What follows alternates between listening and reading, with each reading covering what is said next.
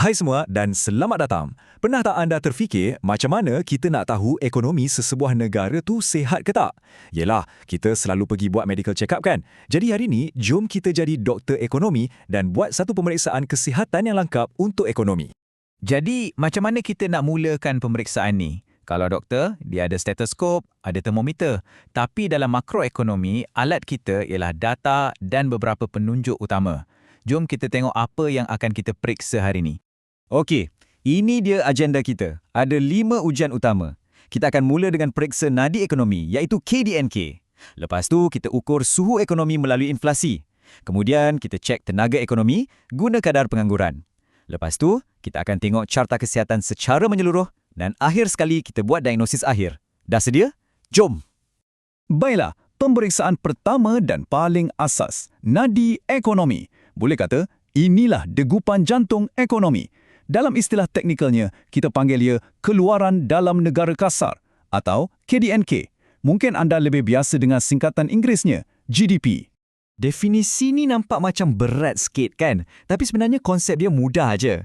Cuba bayangkan semua benda, semua barang dan perkhidmatan akhir yang dihasilkan dalam Malaysia dalam setahun. Daripada kereta proton, secawan teh tarik di mamak, sampailah ke perisian yang dibangunkan. KDNK akan jumlahkan semua nilai pasaran benda-benda ni untuk bagi kita satu angka. Angka inilah yang tunjukkan saiz dan prestasi ekonomi kita.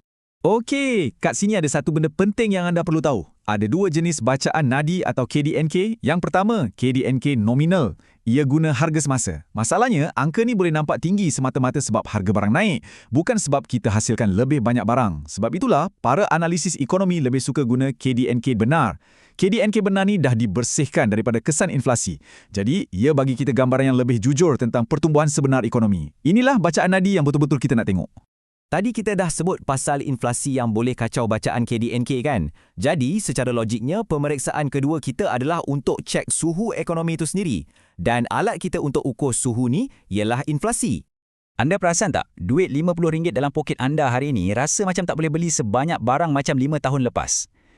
Itulah dia inflasi. Ia macam demam ekonomi. Bila harga barang dan perkhidmatan secara umumnya naik, setiap ringgit yang kita pegang tu nilainya makin kurang. Kuasa beli kita makin kecut. Tapi, inflasi ni tak semestinya benda yang tak baik. Kuncinya kat sini ialah keseimbangan. Inflasi yang sikit dan stabil, macam suhu badan yang normal, selalunya tanda ekonomi tengah sihat, tengah berkembang. Tapi, kalau suhu tu dah melonjak naik, inflasi dah jadi terlalu tinggi, itu dah kira red flag. Itu tanda amaran yang ekonomi mungkin tengah terlalu panas dan berisiko.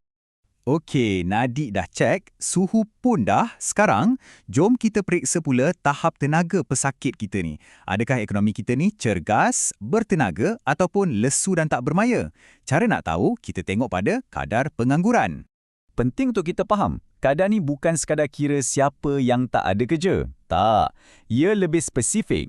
Ia ukur peratusan orang yang boleh bekerja, nak bekerja dan tengah aktif cari kerja tapi masih belum dapat. Jadi, ia sebenarnya satu ukuran tentang kekuatan dan kecekatan tenaga kerja kita.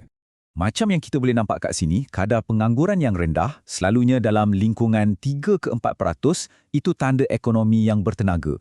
Maksudnya, hampir semua orang yang nak kerja, boleh dapat kerja. Sebaliknya, kalau kadar ni tinggi, ia satu simptom ekonomi yang lesu, di mana potensi sumber manusia kita tak digunakan sepenuhnya. Okey, seorang doktor yang bagus takkan buat diagnosis berdasarkan satu bacaan je kan. Dia akan tengok keseluruhan carta pesakit untuk faham cerita penuh. Sama juga dalam ekonomi, kita kena tengok gambaran yang lebih besar. Pertama sekali, kita kena sedar yang nadi yang kuat atau KDNK yang tinggi tak semestinya menceritakan segala-galanya. Ia ada batasan. Contohnya, kerja-kerja sukarela atau kerja suri rumah yang tak dibayar tu, KDNK tak kira pun. Ia juga tak bagi tahu kita sama ada kekayaan negara diagihkan secara adil. Dan paling penting, ia selalunya abaikan kos kerosakan alam sekitar. Jadi, KDNK tinggi tak semestinya bermakna kualiti hidup semua orang pun tinggi. Satu lagi perkara penting untuk diingat, kesihatan ekonomi ni tak statik. Ia tak sentiasa mendata. Sama macam kita jugalah. Ada hari kita bertenaga, ada hari kita rasa lemau. Ekonomi pun ada ritma naik turunnya yang semula jadi. Dan ritma ni ada nama dia, kitaran perniagaan atau the business cycle. Cuba perhatikan corak ni. Ekonomi akan bergerak melalui fasa pengembangan, expansion, di mana ia tumbuh pesat. Kemudian ia akan sampai ke puncak, peak, iaitu tahap aktiviti paling tinggi. Lepas tu, ia mungkin akan mula perlahan masuk fasa kemelesetan, recession, sampailah ke titik paling rendah yang kita panggil palung, trough. Dari situlah proses pemulihan dan pengembangan akan bermula semula. Bila kita faham kitaran ni, barulah kita boleh tafsir tanda-tanda vital tadi dengan lebih baik. Baiklah, kita dah pun selesai dengan semua pemeriksaan. Jadi, apa diagnosis akhirnya? Jom kita kumpulkan semua tanda-tanda vital yang kita dah periksa tadi dan tengok gambaran besarnya. Jadual ni merumuskan segalanya dengan ringkas. Secara ideal, ekonomi yang sihat patut ada 1. Nadi yang kuat, iaitu KDNK benar yang sentiasa meningkat. 2. Suhu badan yang normal, iaitu inflasi yang rendah dan stabil. Dan 3. Tahap tenaga yang tinggi, yang bermaksud kadar pengangguran yang rendah. Ketiga-tiga ni saling berkaitan dan perlu seimbang untuk kesihatan ekonomi yang optimum.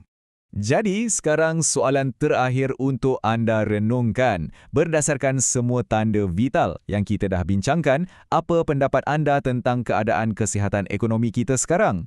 Dengan memahami KDNK, inflasi dan pengangguran, anda sebenarnya dah ada alatan asas untuk mula membuat analisis dan penilaian anda sendiri.